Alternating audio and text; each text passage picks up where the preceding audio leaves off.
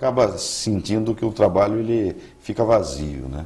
Mas que coisa interessante essa. Agora, primeiro e segundo ano, e questões relativas à afetividade, amor, relacionamento... Namorado. Questões relacionadas a dificuldades de relacionamento entre colegas, dificuldades em trabalhos em grupo, tudo isso apareceu. Drogas. Não, nenhuma carta suscitou qualquer referência a drogas. Compreensível, né? Compreensível, porque é uma situação que já expõe por demais o aluno. Né? É compreensível. Agora, eu gostaria de aproveitar essa oportunidade de fazer um comentário. Essa questão da depressão. Depressão, né? Parece que é a doença do século, né? Nas respostas que eu apresentei, eu fiz questão de apontar que hoje a psiquiatria ela é uma certa fábrica de diagnóstico. Nós temos que ter claro esse aspecto. Você tem uma indústria farmacêutica poderosíssima que vive de vender remédios antidepressivos, ansiolíticos, neurolépticos, uma infinidade de medicações. Hoje tem até genéricos baratos. E principalmente, veja, se vende esses remédios principalmente através do médico não especialista. O clínico geral, o ginecologista, o urologista, todo médico hoje se sente... ele é habilitado, né? Não é que ele se sente. Ele tem competência para medicar. Só que veja, a medicação psiquiátrica ela é de um manuseio específico que, a rigor, quem realmente adquire experiência e sabe trabalhar com a medicação psiquiátrica são os psiquiatras. Claro. São os psiquiatras. Mas nós temos os interesses dos laboratórios por detrás de tudo isso. Então, o que os laboratórios fazem? Eles produzem medicações e eles também precisam que sejam produzidos diagnósticos. Então, hoje, a ciência médica, psiquiátrica, a medicina em geral, ela é uma fábrica de diagnósticos. Você pode perceber, você pega a Veja, você pega o Globo Repórter, você pega a Super Interessante, vira e mexe, você tem lá a descrição de um novo diagnóstico. Ou é um distúrbio de atenção, ou é um tipo de fobia especial, ou uma síndrome específica que está surgindo. Bom, aquela síndrome do pânico deu o que falar, né? Que era uma festa, né? E eu trabalhei há vários anos com um psiquiatra da Universidade de São Paulo, e que ele insistia que a síndrome do pânico, na verdade, ela está dentro de uma estrutura depressiva. Ela aparece como sintomatologia de uma depressão. Só que como a psiquiatria americana, que é hegemônica, ela trabalha muito dentro da sintomatologia, é uma visão de sintomas, de síndrome mesmo. Não de causa, mais no sintoma? É mais no sintoma. Então, essa visão sintomatológica, ela produz o quê? Uma infinidade de diagnósticos. E aí, o que acontece isso? Mas vamos àquilo que interessa aos nossos alunos, porque inclusive esse tema é muito mais da medicina do que da psicologia. Mas vamos ao que interessa aos nossos alunos. Os nossos alunos também estão aprisionados nessa mentalidade produtora de diagnósticos. Então, hoje, as pessoas não ficam tristes, as pessoas não ficam aborrecidas, as pessoas não ficam entediadas, elas não ficam desinteressadas, elas ficam deprimidas. Todos esses afetos foram aglutinados num único clichê, que é a depressão. Que é um sintoma e não uma causa. Não, na verdade, não é nem sintoma, né? Não. Ela é o quê? A depressão, ela aglutina uma série de sintomas. Mas a depressão, a rigor, é um quadro nosológico psiquiátrico, uma doença. Eu tenho que fazer um intervalo nesse bloco? Temos mais um bloco? Então, deixa eu fazer um breve intervalo. Você vai conferir o institucional do próprio Unisal no nosso break. E a gente volta já, continuando desse ponto. Eu estou conversando com o psicólogo Edson Alves de Oliveira, psicólogo aqui do SAI, Serviço de Atendimento a Estudantes. Ele criou todo esse sistema de amparo ao aluno que vem para cá, né? E precisa descobrir, afinal de contas, se é isso mesmo que ele quer, se não é. Então nós temos aqui o Edson Alves de Oliveira nos dando este grande suporte. Você já sabe, 1440 é a Rádio Azul Celeste, Vivax 21 e TV todo dia. Eu volto já.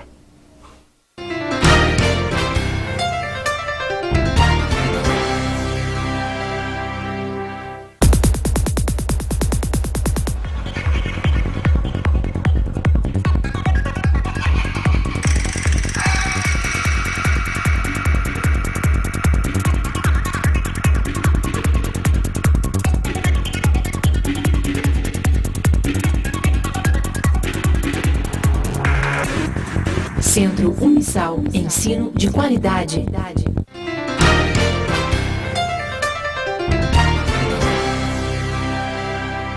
Muito bem, amigos, de volta para você com o programa do Unisal, Unisal na TV, programa do Centro Universitário Salesiano de São Paulo. Eu estou conversando com Edson Alves de Oliveira, que é psicólogo do Serviço de Apoio ao Estudante, né?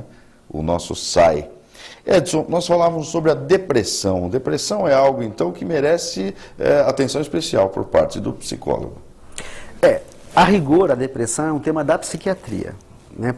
Que a rigor, a depressão é uma doença mental, uma doença psiquiátrica que vai ser tratada com medicação, com antidepressivos, muitas vezes vai exigir ansiolíticos e até neurolépticos. Edson, mas ela também não é eventual? Ou é errado falar assim, hoje eu estou deprimido, estou sem vontade de fazer nada, amanhã já estou eufórico, já estou... Quer dizer, o que é essa doença, a depressão? Como é que a gente sabe que a gente tem a doença ou está num estado temporário de depressão? Como é que é isso? Olha, na verdade, quando você usa a expressão depressão, estou deprimido, para designar todo tipo de afeto de cunho triste, relacionado à falta de vontade de fazer as coisas, isso, na verdade, é uma vulgarização, é um uso inapropriado do termo depressão.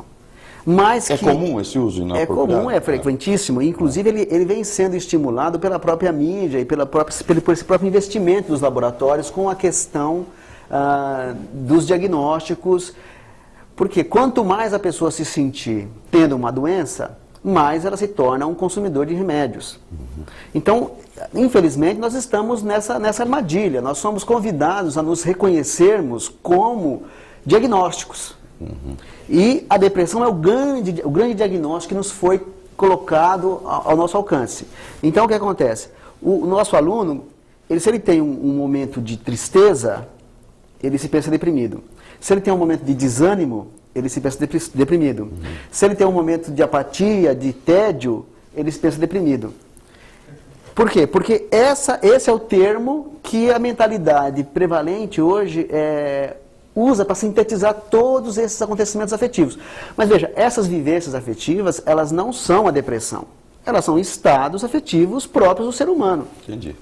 Quer dizer, é normal a gente ficar um pouco abatido, falar assim, hoje eu tô cansado, hoje eu não estou animado para nada. Quer dizer, isso não é depressão, isso é normal. Isso é normal, quer dizer, a rigor uma depressão só poderia ser diagnosticada por um médico psiquiatra. A rigor seria isso. Além da depressão, nós temos uma outra palavra que também se tornou a grande oferta para que todo mundo se encaixe, que é a questão do estresse. Estou estressado. O estresse também é... Estou estressado, preciso tomar alguma coisa, um estimulante. Exatamente. É isso? Então nós temos assim, os afetos que estavam ligados às vivências do tipo desinteresse, desânimo, tristeza, luto, caiu para depressão. Certo, e os afetos ligados à inquietação, à ansiedade, a uma expectativa... certo. Expectativa vira estresse. Caíram são todos rotulados no âmbito do estresse. Então as pessoas hoje têm dois estados afetivos básicos. Ou elas estão deprimidas, ou elas estão estressadas. Quer dizer, ninguém mais é normal. Está difícil conviver, né? Ninguém mais é normal. Então, nesse universo, onde o nosso aluno também acaba sendo assimilado, ele precisa de orientação profissional, senão ele vai cair nessa armadilha.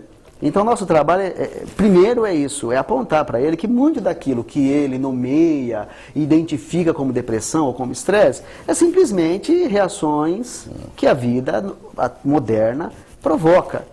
Né? Evidente, o aluno me colocou isso, eu trabalho, tenho meu marido, tenho filhos, estudo... Eu tenho que aguentar esse professor aí. E o curso é muito puxado, como é que eu vou fazer? Bem, realmente, uma resposta pronta para isso não existe, né? Na verdade, a vida hoje exige o quê? Que você priorize. Né? Eu respondi para nesses termos. Você acaba tendo que priorizar. Quando você tem demandas em excesso, você acaba tendo que priorizar. E, normalmente, como é que nós priorizamos? A gente acaba atendendo às urgências. Né? Aquilo que está estourando, você dá conta. E aí, enquanto você dá conta do que está estourando, até que uma outra coisa começa a estourar, aí você... contorna aquele momento e vai para o momento seguinte. Porque não existe um planejamento, né, Edson? As pessoas elas não fazem uma racionalização de prioridade.